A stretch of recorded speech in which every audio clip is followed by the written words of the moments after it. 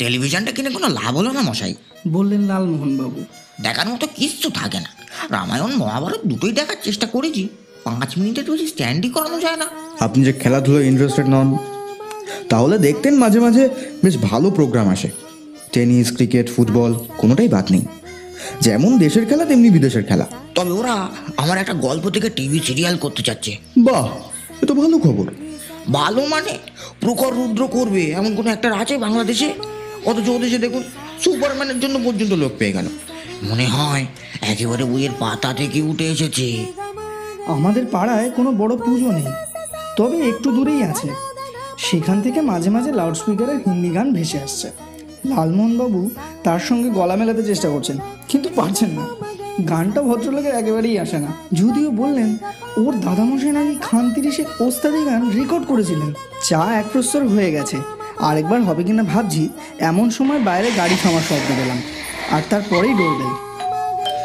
দরজা খুলে দেখি এক লম্বা চওড়া ধপধপে ফর্সা ভদ্রলোক দাঁড়িয়ে আছেন। এটা কি প্রদোষ মিত্রের বাড়ি? আগে হ্যাঁ, ভিতরে আসুন।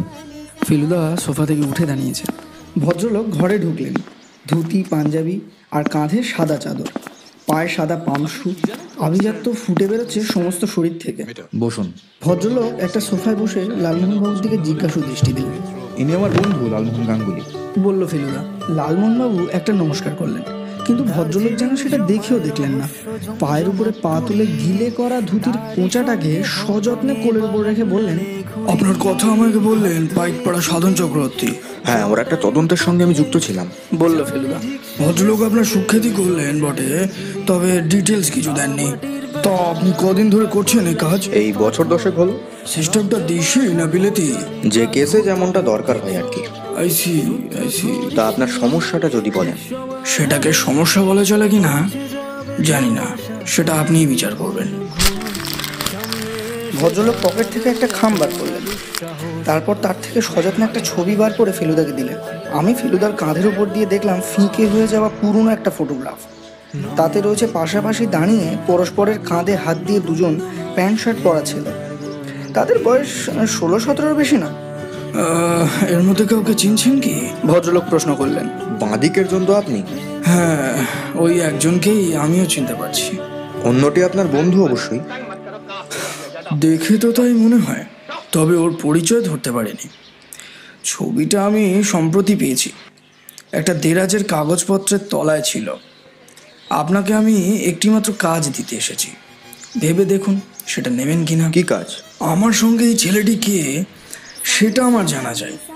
এর পরিচয় আপনাকে অনুসন্ধান করে উদ্ঘাটন করতে হবে। ও কোথায় আছে, কি করে, আমার সঙ্গে পরিচয় হলো কবে, কি করে, সে সব আমার জানা চাই। সেটা করলেই আপনার কাজ শেষ। এর জন্য আপনার পুরো পারিশ্রমিক আমি দেব। তা আমার আগে জানা দরকার আপনি নিজে কোনো খোঁজ করেছেন কিনা। ক্লাবে আমার স্কুল কলেজের কয়েকজন সহপাঠী আছে, আমি তাদের দেখিয়েছি, তারা কেউ চিনতে পারেনি। আপনি লক্ষ্য করবেন ছেলেটি বাঙালি কিনা তাও বোঝা শক্ত। চুলটা তো কালো, তবে চোখ দুটো একটু কটা। আপনার সাহেব বন্ধু ছিল কখনো?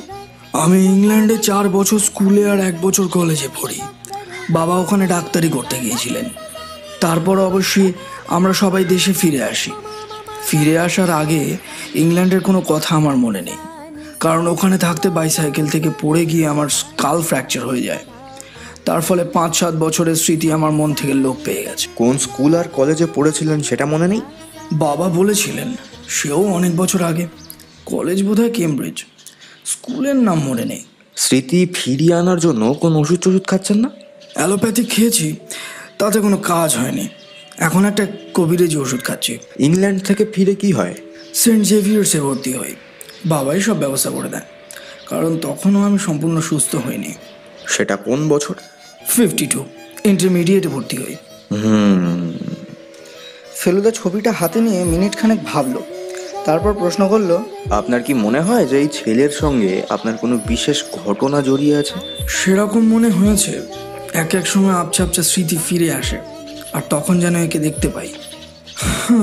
কিন্তু এর পরিচয় অজানাই থেকে যায়। অত্যন্ত অস্বস্তিকর ব্যাপার।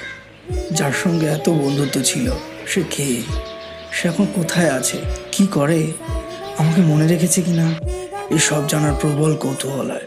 কাজটা সহজ না বুঝতে পারছি, কিন্তু সেই কারণেই হয়তো আপনি ইন্টারেস্টেড হতে পারেন। ঠিক আছে, আপনার কাজটা আমি নিচ্ছি, তবে এতে কত সময় লাগবে তা আমি বলতে পারছি না। আর ধরুন যদি বিলেত যেতে হয়? তাহলে আপনার এবং আপনার অ্যাসিস্ট্যান্টদের প্লেনের ভাড়া আমি দেবো, ওখানে হোটেলে থাকার খরচ আমি দেবো, যে $500 আপনাদের প্রাপ্য তার টাকাটা আমি দেবো। বুঝতেই পারছেন আমি এর পরিচয় পাবার জন্য কতটা আগ্রহী। আপনার বাবা কি? মারা গেছেন বিলেত থেকে ফেরার 5 বছরের মধ্যেই। মাও মারা গেছেন 10 বছর হলো। আমার স্ত্রী বর্তমান, একটি সন্তান আছে, আমার মেয়ে। সে বিয়ে করে দিল্লিতেই রয়েছে, স্বামী IAS। এই হলো আমার কার্ড, এতে আমার নাম, ঠিকানা, ফোন নাম্বার সবই পাবেন। কার্ডটা দেখলাম, নাম রঞ্জন কে মজুমদার, ঠিকানা 13 রোল্যান্ড রোড, ফোন 287401। ফেলুদা বলল, আমি আপনার সঙ্গে অবশ্যই যোগাযোগ রাখবো। কোনো প্রয়োজন হলে আশা করি আপনিও আমায় সম্পূর্ণ সাহায্য করবেন। সম্ভব হলে নিশ্চয়ই করব। ভদ্রলোক উঠে পড়লেন। ছবিটা তাহলে আপনার কাছেই রইল? হ্যাঁ, ওটার একটা কপি করে অরিজিনালটা আপনাকে ফেরত দিয়ে দেবো। ভালো কথা, আপনি কি করেন সেটা তো জানা হলো না। সরি, আমারই বলা উচিত ছিল। আমি চার্টার্ড অ্যাকাউন্টেন্ট, BCom পাস করি সেন্ট জেভিয়ার্স থেকে। লি অ্যান্ড ওয়াটকিন্স হচ্ছে আমার অফিসের নাম। আসি তাহলে, গুড ডে। অভিনব মামলা মরায়। ভদ্রলোকের গাড়ি চলে যাওয়ার পর বললেন লালমোহন বাবু। সে বিষয়ে সন্দেহ নেই, বলল ফেলুদা। এমন কেস আর পেয়েছি বলে তো মনে হয় না। একবার ছবিটা দেখতে পারে কি? ফেলুদা ছবিটা জটায়ুকে দিল। ভদ্রলোক ভুরু কুঁচকে সেটার দিকে কিছুক্ষণ চেয়ে থেকে বললেন, সাহেব না ইন্ডিয়ান তা তো বোঝার উপায় নেই। এই কেস আপনি কন্ডাক্ট করবেন কি করে এই তো আমার মাথায় আসছে না। আপনার মাথার প্রয়োজনও নেই, ফেলু মিত্রের মাথায় এলেই হলো। ফেলুদার একজন চার্টার্ড অ্যাকাউন্টেন্ট মক্কেল ছিল, নাম ধরণী মুখার্জি। ফেলুদা টেলিফোনে তার সঙ্গেই যোগাযোগ করলো। ভদ্রলোক বললেন, রঞ্জন মজুমদারকে খুব ভালো করেই চেনেন, কারণ দুজনেই স্যাটারডে ক্লাবের মেম্বার। রজনীবাবু কীরকম লোক জিজ্ঞাসা করাতে ধরণীবাবু বললেন যে তিনি একটু চাপা ধরনের লোক, বিশেষ মিশুকে নন। বেশিরভাগ সময় ক্লাবে চুপচাপ একাই বসে থাকেন, ড্রিঙ্ক করেন, তবে মাত্রাতিরিক্ত নয়। রঞ্জনবাবু যে ছেলেবেলায় কিছুকাল বিলেতে ছিলেন সে কথাও ধরণীবাবু জানেন, কিন্তু তার বাইরে আর কিছু বিশেষ জানেন না। 1952-তে সেন্ট জেভিয়ার্সে ইন্টারমিডিয়েটে কে ছাত্র ছিল তার হদিশ পেতে ফেলুদার বিশেষ বেগ পেতে হলো না। সেই ছাত্রদের তালিকায় খুব ভালো করে চোখ বুলিয়ে ফেলুদা বলল, এর মধ্যে একজনের নাম চেনা চেনা মনে হচ্ছে। যতদূর মনে হয় ভদ্রলোক হোমিওপ্যাথি করেন। বাড়ি ফিরে এসে বলল, তপসে ডাক্তার হীরেন বসাকের নামটা ডিরেক্টরিতে বার করে ভদ্রলোকের ফোন নাম্বারটা আমায় দিত। আমি 2 মিনিটে কাজটা সেরে দিলাম। ফেলুদা সেই ফোন নম্বরটাতে ফোন করে অ্যাপয়েন্টমেন্ট চাই। ডাক্তার ফেলুদার নাম শুনেই হয়তো পরের দিন সকালবেলায় সময় দিয়ে দিলেন 11:30।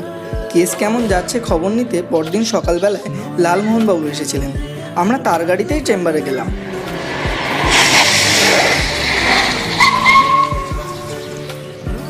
ওয়েটিং রুমে ভিড় দেখেই বোঝা যায় ডাক্তারের পসার ভালো।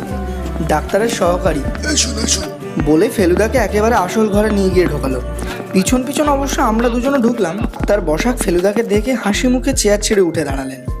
কি ব্যাপার, আপনার তো বড় একটা ব্যারাম ট্যারাম হয় না? ব্যারাম নয়, ফেলুদা হেসে বলল, একটা তদন্তের ব্যাপারে আপনাকে একটা প্রশ্ন করতে এসেছি। কি প্রশ্ন? আপনি কি সেন্ট জেভিয়ার্সের ছাত্র ছিলেন? হ্যাঁ তা ছিলাম। আমার আসল প্রশ্নটা হলো, এই দুটো ছেলেকে চিনতে পারছেন? ফেলুদা পকেট থেকে সেলোফেনে মোড়া ছবিটা বার করে ডাক্তার বসাকের হাতে দিল। একদিনের মধ্যেই ছবিটার কপি তৈরি করিয়ে নিয়ে এসে আসল ছবিটা ফেলুদা রঞ্জনবাবুকে ফেরত দিয়ে এসেছে। ডাক্তার ভুরু কুচকে ছবিটার দিকে কিছুক্ষণ চেয়ে থেকে বললেন, এ তো মনে হয় আমাদের সঙ্গেই পড়তো। রঞ্জন? হ্যাঁ, রঞ্জনই তো নাম। আমি বিশেষ করে অন্যজনের সম্বন্ধে জানতে চাইছি। ডাক্তার ছবিটা ফেরত দিয়ে মাথা নেড়ে বললেন, অন্যটিকে কোশমিন কালেও দেখিনি আমি। আপনাদের সঙ্গে সেন্ট জেভিয়ার্সে পড়তো না? ডেফিনেটলি না। ফেলুদা ছবিটা আবার সেলোফেনে মুড়ে পকেটে রেখে দিল। আপনি তাহলে বলছেন আপনার ক্লাসের অন্য ছেলেদের জিজ্ঞেস করেও খুব একটা লাভ নেই? আমার তো মনে হয় বৃথাই সময় নষ্ট। তাও আপনি একটা কাজ করে দিলে আমি উপকৃত হব। কি? ফেলুদা পকেট থেকে সেন্ট জেভিয়ার্সের ছাত্রদের তালিকাটা বার করে ডাক্তার বসাককে দেখালো। এর মধ্যে কারো বর্তমান খবর জানেন? আমি বুঝলাম ফেলুদা সহজে ছাড়ছে না। ডাক্তার তালিকাটার উপরে চোখ বুলিয়ে বললেন, একজনের খবর জানি, জ্যোতির্ময় সেন। উনিও ডাক্তার, অ্যালোপ্যাথ করেন। কোথায় থাকেন বলতে পারেন? হেস্টিংস। ঠিকানাটা আপনি টেলিফোনের বইতেই পেয়ে যাবেন। ধন্যবাদ। গাড়িতে উঠে লালমোহনবাবু বললেন, স্কুল কলেজের বাইরেও তো বন্ধু হয় মশাই। এক প্রেজেন্ট আমার যে কজন বন্ধু আছে তাদের কেউই তো সহপাঠী ছিল না আমার। এটা ঠিকই বলেছেন, তবে আমার মনে হয় শেষ পর্যন্ত খবরের কাগজে ছবি দিয়ে এনকোয়ারি করতে হবে। তবে আগে হেস্টিংসের ডাক্তারকে একটু বাজিয়ে দেখা যাক। ডাক্তার জ্যোতির্ময় সেন আমাদের অ্যাপয়েন্টমেন্ট দিয়েছিলেন 3 দিন পরে, সকাল 9:30টায়। ফেলুদার নাম শুনেছেন, যথেষ্ট সম্ভ্রমের সঙ্গেই কথা বললেন, আর বললেন উনি 10টায় চেম্বারে যান, তার আগেই আমাদের সঙ্গে কাজটা সেরে নিতে চান। ফেলুদা বলল, আর এটাও জানিয়ে রাখি যে এর সঙ্গে ব্যারামের কোনো সম্পর্ক নেই। ব্যাপারটা আমার একটা তদন্তের সঙ্গে সংশ্লিষ্ট।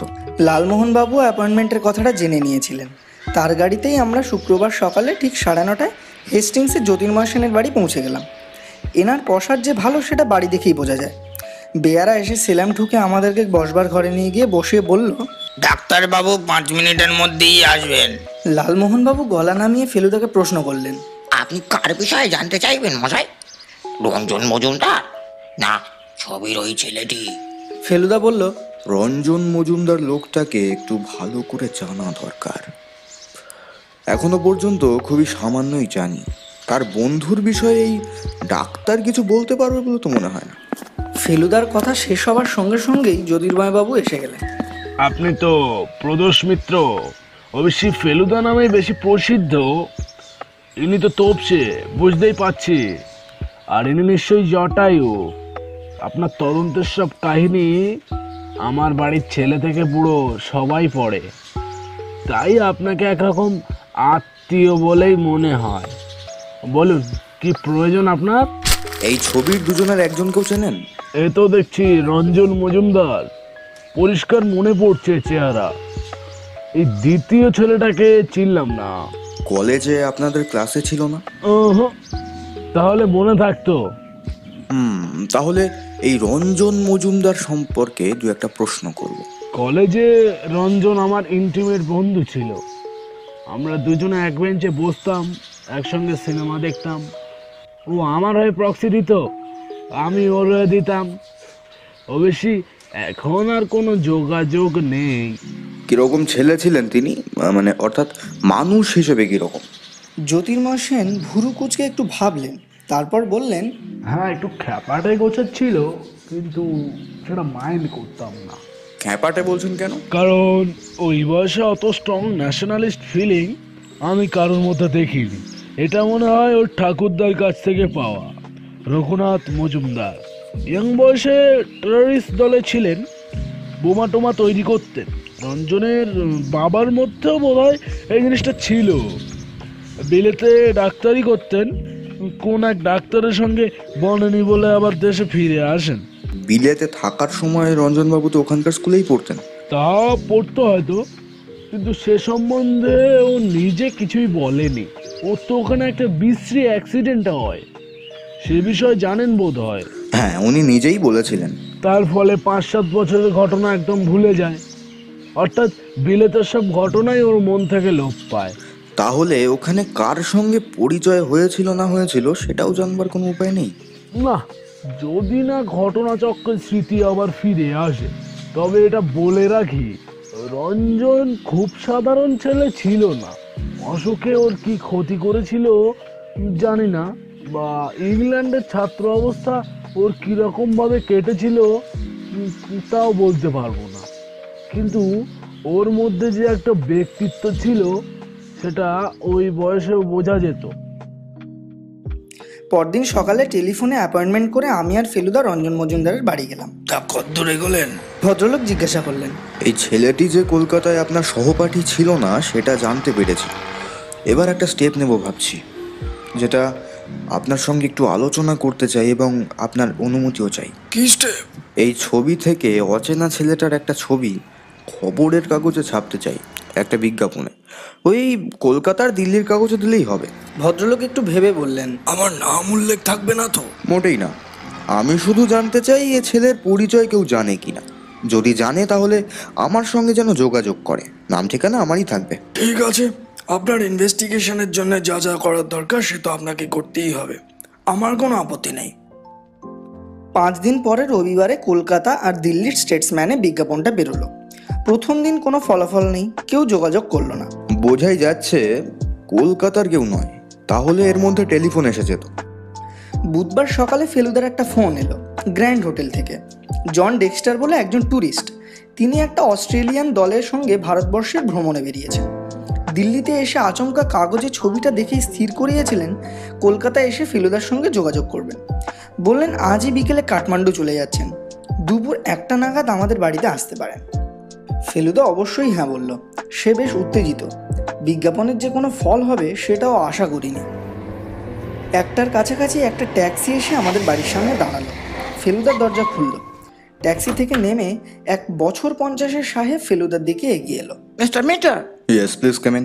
ভদ্রলোক ভিতরে এসে ঢুকলেন। গায়ের চামড়া রোদে পুড়ে একটা বাদামি রঙে এসে দাঁড়িয়েছে। বোঝাই যায় ভদ্রলোক বেশ কিছুদিন হলো ভারতবর্ষ দর্শন করে বেড়াচ্ছেন। ভদ্রলোক বসার পরে ফেলুদা জিজ্ঞাসা করলো, আপনি কাগজের ছবিটা দেখেছেন? সেটা দেখেছি বলেই তো আসছি। একদিন পরে আমার খুব ছোট ভাই পিটার ডেক্সটারের ছবি কাগজের বিজ্ঞাপনে দেখে খুবই অবাক লাগলো। এ বিষয়ে আপনি নিশ্চিত যে এটা আপনার খুড়তুতো ভাইয়েরই ছবি? তাতে কোনো সন্দেহ নেই, তবে আমি খুব অল্প বয়সে অস্ট্রেলিয়া চলে যাই। তারপরে আর পিটারের কোনো খবর রাখিনি। ইনফ্যাক্ট আমার ফ্যামিলির সঙ্গেও আমার যোগাযোগ বিচ্ছিন্ন হয়ে যায়, তাই ওরা এখন কে কী অবস্থায় আছে তা বলতে পারবো না।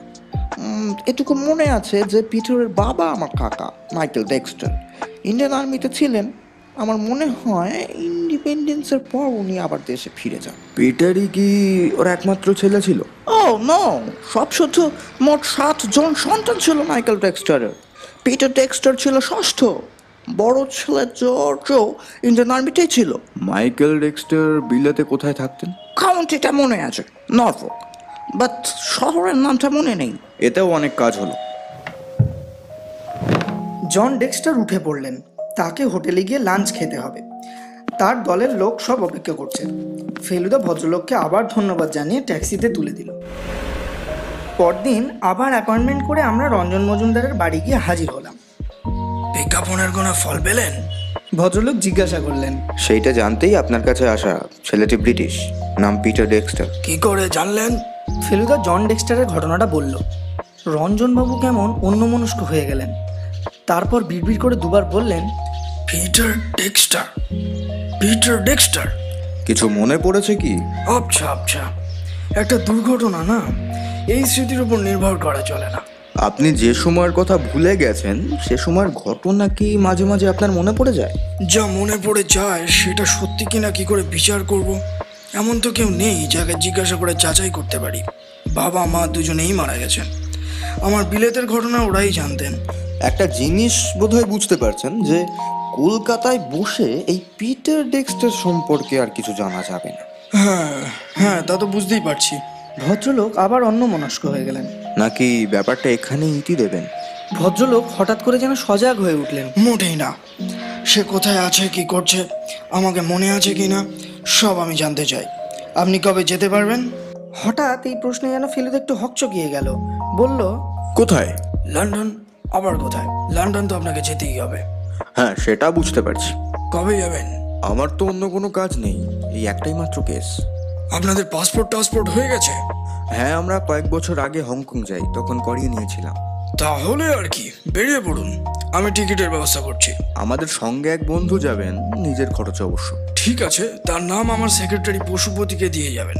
পশুপতি আমার ট্রাভেল এজেন্টের থ্রু দিয়ে আপনাদের যাবার এবং ওখানে থাকার ব্যবস্থা করে দেবে। তাছাড়া ফরেন এক্সচেঞ্জের ব্যাপারটা তো আছেই, সেটাও ও করে দেবে। ওখানে কতদিন থাকা? রঞ্জনবাবু একটু ভেবে বললেন, 7 দিনে যদি হলো তাহলে হলো, না হলে চলে আসবেন। আমি রিটার্ন বুকিংটাও সেইভাবেই করব। আমি যদি সাকসেসফুল না হই তাহলে কিন্তু আপনার কাছ থেকে টাকা নিতে প্রস্তুত নই। আপনি কোনো কেসে বিফল হয়েছেন? তা হয়নি। তাহলে এটাতেও হবেন না। ইউকে লালমোহনবাবুর চোখ ছানা বড়া হয়ে গেল। ফেলুদা ভদ্রলোককে কলকাতার ঘটনা সব বলে দিয়ে তারপরে লন্ডনের ব্যাপারটা বলল। ভদ্রলোক এটার জন্য একেবারেই তৈরি ছিলেন না। আপনি গেলে কিন্তু আপনার নিজের খরচে যেতে হবে। আমাদের খরচ মিস্টার মজুমদার দিচ্ছেন। কুছ পরোয়া নেই, খরচের ভয় আমাকে দেখাবেন না মিস্টার হোমস। আপনার পয়সার বেড়েছে ঠিকই, কিন্তু এখনো আমার রোজগার আপনার চেয়ে বেশি। শুধু বলে দিন কি করতে হবে। দিন সাতেকের মতন গরম কাপড় নেবেন। পাসপোর্টটা হারাননি তো? No sir, carefully kept in my almirah. তাহলে আপনার আর করণীয় কিছুই নেই। যাবার তারিখটা যথাসময় জানতে পারবেন। যতদূর মনে হয় এখান থেকে বোম্বে, বোম্বে থেকে লন্ডন। ওখানে থাকছেন কোথায়? সেটা রঞ্জনবাবু ট্রাভেল এজেন্ট ব্যবস্থা করবে। ওই একটা 3 স্টার হোটেল হবে আর কি। Why only 3 stars? তার চেয়ে বেশি চড়তে গেলে মজুমদার মশাইয়ের পকেট ফাঁক হয়ে যাবে। লন্ডনের খরচ সম্বন্ধে কোনো ধারণা আছে আপনার? তাও বেশি নেই, তবে একটা কথা বলে রাখি, গোয়ার পাড়ে এক ভদ্রলোক থাকেন আমার খুব চেনা, চন্দ্রশেখর বোস, ব্যবসাদার। বছরে 2 বার করে বিলেত যান। তার কাছ থেকে কিছু ডলার ম্যানেজ করবো, কি বলেন মশাই? ব্যাপারটা কিন্তু বেআইনি, অতএব নীতি বিরুদ্ধ। আর মশাই, আপনি অত সাধুগিরি করবেন না তো। আজকাল নীতির ডেফিনিশনটা চেঞ্জ হয়ে গেছে। ঠিক আছে, অনিচ্ছা সত্ত্বেও আপনার কারচুপিতে সায় দিচ্ছি। আমাদের মঙ্গলবার এয়ার ইন্ডিয়াতেই যাওয়া ঠিক হলো। প্লেন ছাড়বে রাত 3টে, তারপর বোম্বে হয়ে লন্ডন পৌঁছবে মঙ্গলবার সকাল 11:30টায়। হোটেলের বুকিংও হয়ে গিয়েছে, পিকাডিলি সার্কাসে রিজেন্ট প্যালেস। ফেলুদা বলল, খুব ভালো লোকেশন, একেবারে শহরের মাঝখানে। ফেলুদা কদিন থেকে লন্ডন সংক্রান্ত গাইড বুকে ডুবে আছে, খুঁটিয়ে খুঁটিয়ে শহরের ম্যাপ দেখছে। যাবার আগের দিন মিস্টার মজুমদারকে ফোন করা হলো। মিনিট 2 কথা বলে ফোন নামিয়ে রেখে দিল ফেলুদা। ফেলুদা বলল, জানতে চেয়েছিলাম ওর বাবা কোনো হাসপাতালের সঙ্গে যুক্ত ছিলেন কিনা। বললেন ওর মনে নেই। ওরা কোথায় থাকতেন তা জিজ্ঞেস করতেও একই উত্তর পেলাম। বললেন ওর বাবা ওকে বলেছিলেন, কিন্তু এখন আর মনে নেই। আমার মনে হয় অ্যাক্সিডেন্টটা ওর স্মৃতিশক্তিকে দুর্বল করে দিয়েছে। লন্ডনে আমার কলেজের একটা সহপাঠী আছে, সেও ডাক্তার। দেখব ওর কাছ থেকে কোনো খবর পাওয়া যায় কিনা। দেখতে দেখতে যাওয়ার দিন চলে এলো। ফেলুদার দৌলতে কত জায়গায় না দেখলাম, কিন্তু লন্ডন যাওয়া হবে এটা কোনোদিন স্বপ্নেও ভাবিনি। লালমোহনবাবু বললেন, বিলেত তো আজকাল রাম শ্যাম যদুমধু সকলেই যাচ্ছে। সেই ভেবে মনটাকে একটু ঠান্ডা রাখার চেষ্টা করছিলাম। উমা, কাল রাত্রি দেখি পালস রেট বেড়ে 110-এ উঠেছে। এমনিতে 80-এর বেশি কদাচিৎ ওঠে। এখানে বলে রাখি, লালমোহনবাবু তার গড়পাড়ের বন্ধুর কাছ থেকে বেশ কিছু ডলার ম্যানেজ করেছেন। ফেলুদাকে কদিন থেকে একটু চুপচাপ দেখছি, যদিও আজ যা করার সবই করেছে। কেসটা যে সহজ নয় সেটাও বোধহয় মাথার মধ্যে ঘুরছে। আমি তো কল্পনাই করতে পারছি না ও কিভাবে এগোবে। তথ্য এত কম, তার উপরে রঞ্জনবাবুর স্মৃতিলোক। যে কটা বছর ওই ছেলেটির সঙ্গে ওর বন্ধুত্ব ছিল, সেই কটা বছর কথা উনি ভুলেই গেছেন। লালমোহনবাবু সোজাসুজি বললেন, আপনি আগে অনেক রহস্যের সমাধান করেছেন মজাই, কিন্তু এটার মতো কঠিন কেস এর আগে আপনার কখনো হাতে এসেছে বলে তো মনে হয় না। আপনি যে এই কেসটা কেন নিলেন তাই বুঝতে পারছি না। এটা নিলাম বলেই কিন্তু আপনার বিলেত যাওয়াটা হচ্ছে। তা বটে, তা বটে। যাবার দিন এবং তারপর যাবার সময়ও এসে পড়লো। লালমোহনবাবুর গাড়িতেই এয়ারপোর্ট গেলাম। ভদ্রলোক পুরো দস্তুর সাহেব সেজেছেন। এই টাইটা আগে দেখিনি, বুঝলাম নতুন কিনেছেন। কাস্টমসের ঝামেলা এখানেই চুকিয়ে দিয়ে বোম্বে পৌঁছে লাগেজ জমা দিয়ে লাউঞ্জে কিছুটা সময় অপেক্ষা করে লাউডস্পিকারের ঘোষণা শুনে আমরা প্লেনে গিয়ে উঠলাম। আশ্চর্য, এখন বিছানায় শুয়ে ঘুমানোর কথা, কিন্তু যাবার উত্তেজনায় একটুও ঘুম পাচ্ছে না। লালমোহনবাবু নাকি দুপুরে 1 দফা ঘুমিয়ে নিয়েছেন, তাই বললেন, সেই পঞ্চুলালের গল্পে পড়েছিলাম না, তিমি মাছের পেটে ঢুকেছিল পঞ্চু, এও যেন সেই তিমি মাছের পেট। এত লোক সমেত প্লেনটা মাটির থেকে কি করে ওপরে ওঠে সেটাই বুঝতে পারি না। রানওয়ে দিয়ে যখন প্লেনটা কান ফাটানো শব্দ করে ছুটে চলেছে, লালমোহনবাবুর চোখ তখন বন্ধ। ঠোঁটটা একবার নড়ে উঠল, আর বুঝলাম যে উনি বললেন, টুকা টুকা। আর সেই মুহূর্তে প্লেনটা জমি ছেড়ে আকাশে উঠে পড়ল। জানালা দিয়ে দেখলাম বোম্বের আলো দ্রুত দূরে সরে যাচ্ছে। তারপর প্লেনটা ক্রমে না কুচু অবস্থা থেকে সোজা হলো, শব্দ কমে গেল, আর লাউডস্পিকারে এয়ার হোস্টেসকে বলতে শোনা গেল, আমরা এখন বেল্ট খুলে বসতে পারি, তবে আলগা করে পরে থাকাই ভালো। তারপর একদিকে একজন ছেলে আর অন্যদিকে একজন মেয়ে দাঁড়িয়ে লাইফ জ্যাকেট আর অক্সিজেনের ব্যাপারটা বুঝিয়ে দিল। আমরা নন স্মোকিং এরিয়াতে বসেছি। ফেলুদা সিগারেট খায় বটে, কিন্তু দরকার পড়লে অনায়াসে 10-12 ঘন্টা না খেয়ে থাকতে পারে। সিনেমা দেখাবে না? লালমোহনবাবু জিজ্ঞাসা করলেন। আমি বললাম, সচরাচর তো দেখাই বলেই শুনেছি। সিনেমা দেখালো ঠিকই, সেই সঙ্গে কথা শোনার জন্য একটা করে হেডফোনও দিল, কিন্তু এত বাজে ছবি যে আমি 10 মিনিট দেখে হেডফোন খুলে রেখে ঘুম দিলাম। ঘুমটা যখন ভাঙলো তখন জানালা দিয়ে রোদ আসছে। ফেলুদাও বলল ও ঘন্টা দুয়েক ঘুমিয়ে নিয়েছে। কেবল লালমোহনবাবুই নাকি একটানা জেগে আছেন। বললেন হোটেলে ঘুমিয়ে পুষিয়ে নেব। বরফে ঢাকা আল্পসের উপর দিয়ে প্লেনটা না উড়ে গেলে প্রায় কিছুই দেখার থাকতো না। পাহাড়টার নাম জেনে লালমোহনবাবু জিজ্ঞাসা করলেন, আমরা কি মন্ট ব্ল্যাঙ্ক দেখতে পাবো? ফেলুদা বলল, তা পাবো, তবে ওটা মন্ট ব্ল্যাঙ্ক নয় লালমোহন বাবু। এখন ইউরোপে এসেছেন, এখানকার দ্রষ্টব্যগুলোর নাম ঠিকভাবে উচ্চারণ করতে শিখুন। ওটা হলো ম ব্ল্যাঙ্ক। তার মানে অনেকগুলো অক্ষরের উচ্চারণ কিন্তু এখানে নেই। ফার্সিতে এটা খুবই স্বাভাবিক। লালমোহনবাবু বেশ কয়েকবার ম ব্লা বলে নিলেন। আর আমাদের হোটেলটা যেখানে, সেটার বানান দেখে আপনার পিকাডিলি বলতে ইচ্ছে করলেও আপনি যদি পিকলি বলেন তাহলে ওখানকার সাধারণ লোকে আরও বুঝবে ভালো। Piccadilly Circus. Piccadilly Circus, thank you. আধ ঘন্টা লেটে আমাদের প্লেন লন্ডনের হিথ্রো এয়ারপোর্টে পৌঁছে গেল।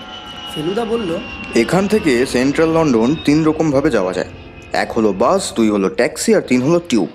ট্যাক্সিতে দেদার খরচা, আর বাসের চেয়ে টিউবে কম সময় লাগে। আর আমার ম্যাপ বলছে একেবারে পিকাডিলি সার্কাস পর্যন্ত টিউব চায়, কাজেই তাতে যাওয়া ভালো। টিউবটা কি ব্যাপার মশাই? টিউব হলো কলকাতায় আমরা যাকে মেট্রো বলি সেই, অর্থাৎ পাতাল রেল। লন্ডনের নিচ দিয়ে কিলবিল করে ছড়ানো রয়েছে এই টিউবের লাইন। একবার বুঝে নিলে এই টিউবের মতো সহজে যাতায়াত করার জিনিস আর কিচ্ছু নেই। ম্যাপ পাওয়া যায়, এনে দেবো আপনায়। আমাদের হোটেলটা বেশ বড় আর পরিচ্ছন্ন, অথচ ভাড়া খুব বেশি নয়। ট্রাভেল এজেন্ট ভালোই চয়েস করেছিল মশাই। টিউব থেকে বেরিয়ে শহরের চেহারা দেখে প্রথমে ভদ্রলোকের মুখ দিয়ে কথাই বেরোচ্ছিল না। শেষে বললেন, আচ্ছা মশাই, আমাদেরও লাল ডবল ডেকার, আর এখানেও দেখছি লাল ডবল ডেকার। এইগুলো কেমন ছিমছে, আমার ওগুলো কিরম একটা ছিমড়ে চেহারার কেন বলুন তো? লাঞ্চ হোটেলে সেরে ফেলুদা বলল, তোরা যদি খুব টায়ার্ড না বোধ করিস তাহলে একবার অক্সফোর্ড স্ট্রিটটা থেকে ঘুরে আয়। ব্যস্ত লন্ডনের এমন চেহারা আর কোথাও পাবি না। আর তুমি কি করবে? বলছিলাম না, আমার এক কলেজের বন্ধু বিকাশ দত্ত এখানে ডাক্তার। তাকে একবার ফোন করে জানিয়ে দিই যে আমি এসেছি, আর দেখি কোনো ইনফরমেশন দিতে পারি কি না। আমরা অবশ্যই তেমন কিছু ক্লান্ত হইনি, তাই বেরোনোই স্থির করলাম। ফোন করে তার বন্ধুকে পেয়ে গেল ফেলুদা। মিনিটখানে কথা বলে ফোন রেখে বলল, বিকাশ আমার গলা শুনে একেবারে একটা মামলা যে কোনোদিনও আমায় লন্ডনে এনে ফেলবে সেটাও ভাবতেই পারিনি। তাছাড়া ওর কাছ থেকে একটা খবরও পাওয়া গেল। কি খবর ফেলুদা? লন্ডনে এক বৃদ্ধ বাঙালি আছেন, তিনি নাকি দ্বিতীয় মহাযুদ্ধ শেষ হওয়ার কিছু পরেই এখানে আসেন ডাক্তারির ছাত্র হয়ে। তারপর লন্ডনে প্র্যাকটিস করেন। নাম নিশিনাথ সেন, খুব মিশুকে লোক। বিকাশের ধারণা উনি হয়তো রঞ্জনবাবুর বাবাকে চিনতেন। ওর চেম্বারের ঠিকানাটা দিয়ে দিল। আমি একবার ভদ্রলোকের সঙ্গে দেখা করে আসি। ফেলুদা উঠে পড়ল। অন্ধকারে ঢিল যদি ছুটতেই হয় তবে সেটা এখন থেকেই আরম্ভ করে দেওয়া ভালো। আমরা একসঙ্গেই বেরোলাম। ফেলুদা টিউব স্টেশনের দিকে গেল, আমরা ওর কাছ থেকে ডিরেকশন নিয়ে অক্সফোর্ড স্ট্রিটের দিকে হাঁটা দিলাম। অক্টোবর মাস, তাই বেশ ঠান্ডা। আমরা দুজনেই গলায় মাফলার জড়িয়ে নিয়েছি। পথে অনবরত ভারতীয় চোখে পড়ছে, তাই বোধহয় জটায়ু বললেন, বেশ অ্যাট হোম ফিল করছি ভাই। তো বেশ অবশ্যই রাস্তার এই মসৃণতার চেহারা দেখে মোটেও হোমের কথা মনে পড়ে না। অক্সফোর্ড স্ট্রিটে পৌঁছিয়ে চোখ টেরিয়ে গেল। শুধু যে দোকানের বাহার তা নয়, এরকম ভিড় আর কোনো রাস্তায় কখনো দেখেছি বলে তো মনে পড়ে না। জনসমুদ্র, ওশান অফ হিউম্যানিটি। তো বেশ ওশান অফ হিউম্যানিটি। এই জনসমুদ্রের সঙ্গে তাল রেখে চলতে হচ্ছে, তাই আর আস্তে হাঁটার উপায় নেই। সমস্ত রাস্তাটাই যেন একটা অবিরাম ব্যস্ততার ছবি। আর দোকানের কথা কী বা বলবো, ঝলমলে লোভ লাগানো চেহারা নিয়ে পাশাপাশি দাঁড়িয়ে রয়েছে বিশাল বিশাল ডিপার্টমেন্ট স্টোর। নামগুলো পড়ছি: Debenhams, Marks and Spencers, Boots, DH Evans. একটা বড় দোকানের কথা আমি আগেই জানতাম, সেলফ্রিজেস। আর এটাও জানতাম যে সেটা অক্সফোর্ড স্ট্রিটের একেবারে শেষ প্রান্তে। দোকানটা যে এত বড় সেটা আমি ভাবতেই পারিনি। চলুন একটা জিনিস দেখাই বলে লালমোহনবাবুকে হাত ধরে রাস্তা পার করে সেলফ্রিজেসের সামনে নিয়ে এসে দাঁড়ালাম। তারপর ঘুরপাক খাওয়ার দরজা দিয়ে দুজনে দোকানের ভিতরে ঢুকলাম। আমাদের মুখ হাঁ হয়ে গেল। রাজ্যের সব রকম জিনিস এই এক দোকানে পাওয়া যায়, তাই ক্রেতাদের ভিড়ও দেখবার মতন। সেই ভিড়ের চাপে এদিক ওদিকে টলছি, এক পা এগোচ্ছি তো দু পা পিছোচ্ছি। জটায়ু যাতে হারিয়ে না যান তাই তার হাতটা চেপে ধরে আছে। মানুষেরও যে ট্রাফিক জ্যাম হয় তাই প্রথমবার দেখলাম। খানিক দূর এগিয়ে একটা মোটামুটি কম ভিড়ের জায়গায় পৌঁছালাম। ভাই তো বেশ এমন একটা জায়গায় এসে কিছু না কিনে ফিরে যাব? কি কিনতে চাইছেন আপনি? চারিদিকে তো দেখছি কলম, পেন্সিল আর নোটবুকের সম্ভার। একটা মাঝারি দামের ফাউন্টেন পেনও যদি কিনতে পারতাম। সামনের উপন্যাসটা লন্ডনের কেনা কলমে লিখতে পারলে। বেশ তো, আপনি দেখে বেছে নিন। মিনিট 5 দেখার পর ভদ্রলোক একটা মনের মতন কলম খুঁজে পেলেন। 3 পাউন্ডস 30 পেন। তার মানে আমাদের দেশের হিসেবে কত হলো? তা প্রায় 75 টাকা। গুড। এই জিনিসের কলকাতায় দাম হতো 200। আর কি, পেমেন্ট করে দিন। আর কি বলবো বলো তো, মানে প্রথম দিন তো একটু গাইডেন্স না পেলে। আপনাকে কিছু বলতে হবে না, কলমটা নিয়ে ক্যাশ কাউন্টারে দিন আর একটা 5 পাউন্ডের নোট দিন। ওরা চেঞ্জ ফেরত দেবে আর কলমটা ওদের একটা খামে পুরে দেবে। ব্যাস খতম। তুমি প্রথম দিনই এত কি করে জানলে বলো তো? আমি তো এসে অবধি চতুর্দিকে দেখছি, আপনিও দেখছেন, কিন্তু আপনি অবজার্ভ করছেন না। 2 মিনিটের মধ্যে ভদ্রলোক তার নতুন কেনা কলম নিয়ে হাসতে হাসতে ফিরে এলেন। আমি বললাম, চা খাবেন? কোথায়? আমি যদ্দূর জানি এর উপরে একটা রেস্টুরেন্ট আছে। বেশ তো, চলো যাওয়া যাক। চলন্ত সিঁড়ি দিয়ে উপরে উঠে 4 তলায় খাবার জায়গাটা আবিষ্কার করলাম, আর সেই সঙ্গে ভাগ্যক্রমে একটা খালি টেবিলও পেয়ে গেলাম। চা খাওয়া শেষ করে আবার অক্সফোর্ড স্ট্রিটের জনসমুদ্র পেরিয়ে যখন হোটেলে ফিরলাম তখন 4:30 বেজে গেছে। ঘরে গিয়ে দেখি ফেলুদা হাজির। বিলেত ব্যাপারটা কি তার কোনো আন্দাজ পেলেন? কেমন লাগলো বলার ভাষা খুঁজে পাচ্ছি না মরাই। কেন, আপনার বই পড়ে তো মনে হয় আপনার বিশেষ অনিষ্ট অফুরন্ত। আর মানে বাংলায় বোঝাতে পারবো না, বলতে হয় সুপার সেনসেশনাল। এখনো মাথা ভোঁ ভোঁ করছে। একটা বিশ্রী দোটানার মধ্যে পড়ে গেছি মজাই। কেন? লন্ডন দেখবো না আপনার তদন্তের প্রোগ্রেস দেখবো? তদন্ত তো সবে শুরু, তেমন জমে উঠলে না হয় আমি নিজে থেকেই বলবো। আপাতত লন্ডনটা দেখে নিন। সেই ডাক্তারের সঙ্গে দেখা হলো? আমি জিজ্ঞাসা করলাম। হলো, তবে কথা প্রায় কিছুই হলো না। ভদ্রলোক রুগী নিয়েই ব্যস্ত ছিলেন। কাল সকালে ওর বাড়িতে যেতে বলেছেন, রিচমন্ডে থাকেন। সেটা কোথায়? পিকাডিলির আন্ডারগ্রাউন্ড থেকে রওনা হয়ে সাউথ কুইন্সিংটনে চেঞ্জ করে গ্রিন লাইন ধরে সোজা রিচমন্ড। এই ধরনের জায়গাও তো দেখা দরকার। ভদ্রলোক আমাদের জন্য স্টেশনের বাইরে অপেক্ষা করবেন। বেশ অমায়িক লোক। রঞ্জনবাবুর বাবাকে চিনতেন এটুকু জেনেছি। হোটেলের ঘরে ঘরেই টেলিভিশন, তাই দেখে সন্ধ্যাটা দিব্যি কেটে গেল। তাড়াতাড়ি ডিনার সেরে শুয়ে পড়লাম, আর বালিশে মাথা রাখতেই চোখ ঘুমে ঢুলে এলো। পরদিন সকালে উঠে দেখি আকাশ মেঘলা, টিপটিপ করে বৃষ্টি পড়ছে।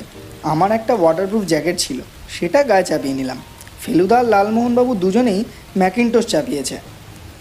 ব্রেকফাস্ট সেরে হোটেলের বাইরে বেরিয়ে ফেলুদা বলল, মিস্টার জটায়ু, আপনাকে বলে রাখি যে এটা হলো লন্ডনের স্বাভাবিক চেহারা। কালকে যে খটখটে দিন আর ঝলমলে রোদ পেয়েছিলেন সেটা হচ্ছে ব্যতিক্রম। এখানে কলকাতার মতো জল জমে না নিশ্চয়ই? তা জমে না, আর যে খুব মুষলধারে বৃষ্টি হয় তাও নয়। আন্ডারগ্রাউন্ডে দেখি সকলেরই তাড়া, কেউ আসতে হাঁটছে না। আমরাও তার সঙ্গে তাল মিলিয়ে চললাম। ভাই তবে স্পিডটা দেখছি ছোঁয়াছে। কলকাতায় তো এরকম রুদ্ধশ্বাসে হাঁটবার কথা চিন্তাই করতে পারি না। চেঞ্জ করার সময়ও সেই একই তাড়া। এক লাইন থেকে আরেক লাইনে যেতে হচ্ছে, মিনিটে মিনিটে ট্রেন আসছে যাচ্ছে। সময় যাতে নষ্ট না হয় তার জন্য লোকে উঠে পড়ে লেগেছে। রিচমন্ড পৌঁছলাম 11:05। নিশিনাথবাবু বলে দিয়েছিলেন হাতে কত সময় রাখতে হবে, তাই কোনো অসুবিধা হলো না। স্টেশনের বাইরে বেরোতেই একজন 60-62 বছর বয়সের সৌম্যদর্শন ভদ্রলোক হাসি মুখে ফেলুদার দিকে এগিয়ে এলেন। এখানে বৃষ্টি হচ্ছে না, যদিও আকাশে মেঘ। Welcome to Richmond. ফেলুদা ভদ্রলোককে সম্ভাষণ জানিয়ে আমাদের দুজনের পরিচয় করিয়ে দিল। আপনি রাইটার? লালমোহনবাবুকে জিজ্ঞাসা করলেন ভদ্রলোক। গতকাল যে বাংলার বই পড়িনি তার হিসাবই নেই। আপনি দেশে যান না মাঝে মাঝে? জিজ্ঞাসা করলেন লালমোহনবাবু। লাস্ট গেছে 73-তে, তারপর আর না। কার জন্যেই বা যাবো বলুন? আমার পুরো ফ্যামিলিই তো এখানে। আমার বাড়িতে অবশ্যই আমি আর আমার স্ত্রী ছাড়া কেউ থাকে না, কিন্তু ছড়িয়ে ছিটিয়ে ইংল্যান্ডে রয়েছে আমার 2 ছেলে, 2 মেয়ে, নাতি নাতনি। ভদ্রলোকের গাড়িটা একটু দূরেই পার্ক করা ছিল। বললেন, এখানে তবু কম, লন্ডনে গাড়ি পার্কিং হচ্ছে একটা বিরাট সমস্যা। আপনি হয়তো সিনেমায় যাবেন, গাড়ি পার্কিং করতে হবে সিনেমা হাউস থেকে 1/2 মাইল দূরে। আমরা গাড়িতে উঠলাম। ভদ্রলোক নিজেই ড্রাইভ করেন। ফেলুদা ওর পাশে বসে স্ট্র্যাপ লাগিয়ে নিল। ব্যাপারটা দেখে একটু অবাক হয়ে লালমোহনবাবু আমার দিকে চাইতেই বললাম, এখানে গাড়িতে সামনে সিটে বসলে স্ট্র্যাপ লাগানো নিয়ম। কেন? যাতে অ্যাক্সিডেন্ট করলে লোকে মুখ থুবড়ে না পড়ে। বলল ফেলুদা। নিশিনাথ বাবু গাড়ি চালু করে দিয়ে বলল, আমার বাড়ি এখান থেকে 1.5 মাইল। এখানে এখনো মাইলই চলে। দেশে তো কিলোমিটার কিলোগ্রাম হয়ে গেছে, তাই না? রিচমন্ড যে খুব ছোট জায়গা তা মনে হলো না, কারণ দোকানপাট সবই রয়েছে।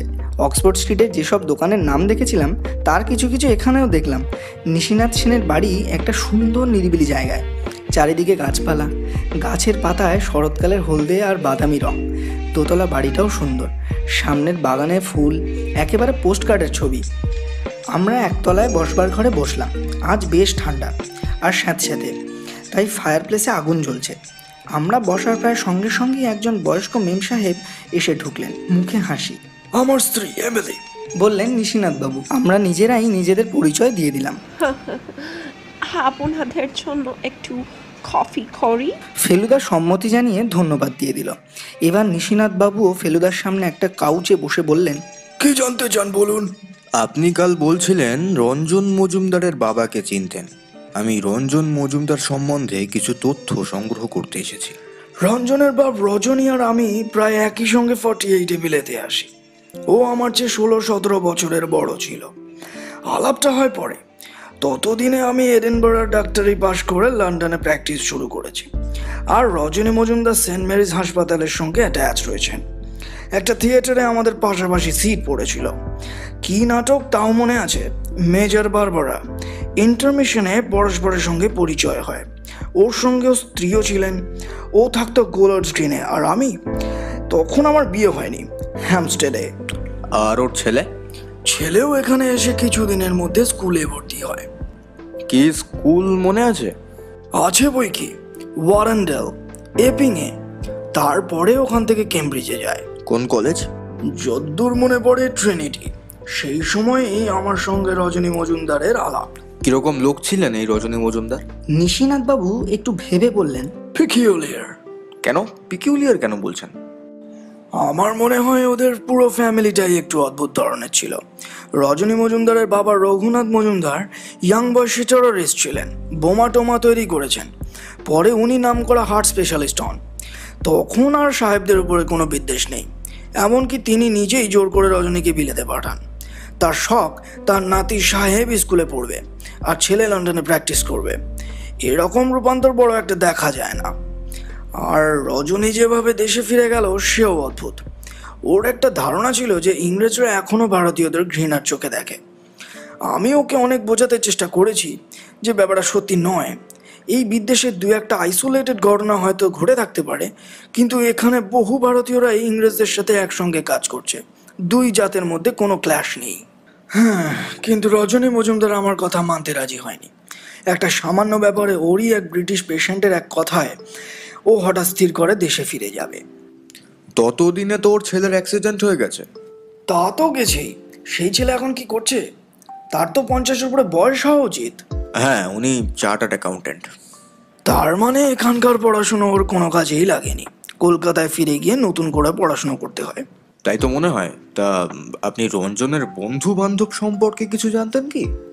না, নাথিং এট অল। ইতিমধ্যে কফি এসে গিয়েছিল আর আমাদের খাওয়াও হয়ে গিয়েছিল, তাই আমরা উঠে পড়লাম। ভদ্রলোক ফেরার পথে একরকম জোর করেই আমাদের স্টেশনে পৌঁছে দিলেন। আমরা পরদিন টিউবে করে এপিং গিয়ে পৌঁছলাম বিকেল 3:30 নাগাদ।